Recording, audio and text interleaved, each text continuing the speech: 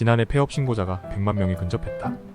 전년과 비교해 역대 최대 폭인 약 12만 명 급증했다. 내수 경기와 직접 연관된 업종에서 폐업 신고가 많이 늘었다. 지난해 소매업 폐업 사업자 수는 27만 6,564명으로 1년 전 대비 29% 늘었다. 전체 폐업 자영업자 수 증가율 13.7%의 2배를 넘어선다. 이어 서비스업 폐업 사업자 21만 8,002명, 증가폭도 17.7%로 컸다. 폐업 사업자 수는 올해도 늘어날 공산이 크다. 올해 상반기 실업자 가운데 지난 1년 사이 자영업자로 일했던 사람은 월 평균 2만 6천 명이었다. 지난해 상반기 2만 1천 명에 견조 23.1% 급증했다. 5월 국내은행 대출 연체율이 또 올랐다. 2개월째다. 자영업자 개인사업자 대출 연체율은 9년 6개월 만에 최고치다.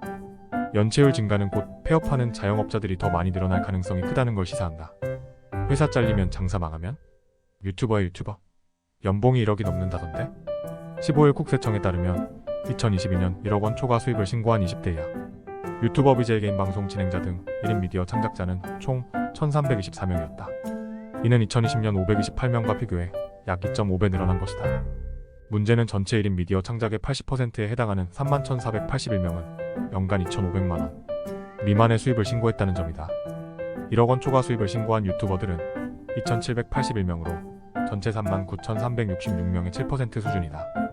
유튜버 100명 중 80명은 편의점이나 카페 알바하는 것보다 소득이 적고 겨우 7명만 금전적으로 성공한다는 뜻이다. 가장 중요한 건 해결책이다. 왜 자영업자들이 많고 왜 망하는지 많은 사람들이 알고 있다. 그런데 해결을 못한다. 현 정부에서 내놓은 대책이라는 게 고작 소상공인 채무조정 지원, 페달료 등 고정비용 지원, 퇴출 만기 연장 따위다. 폐업하기 직전인데 빚, 페달료 살짝 줄여주는 게 무슨 도움이 되나. 프로야구 감독 누가 하나? 대개는 선수 출신이 한다. 문체부 공무원 출신이 하지 않는다. 그런데 왜 자영업과 같은 민생 경제 대책은 공무원들이 마련하나? 정년까지 사고만 치지 않으면 윗대가리 말만 잘 들으면 따박따박 월급이 나오는 그들이 전쟁과 같은 자영업자의 현실을 알기나 할까? 이러니 내놓는 정책 줄줄이 삽질이고 헛발질이다. 최근 중부지역 집중호우 탓에 물에 잠긴 마을이 한둘이 아니다. 이른바 수해복구 작업을 연례 행사처럼 하고 있는데 늘 그렇듯 인원과 장비가 턱없이 부족하다. 충북의 한 복구 작업 현장에서는 집이 무너져 내렸는데 그 위에 진흙이 또 덮쳐버렸다. 집 잔해를 치우는 일도 버거운데 진흙말에 쌓여서 손을 놓고 있는 실정이다. 10대가 있어도 모자랄 판에 달랑 한 대뿐인 포크레인.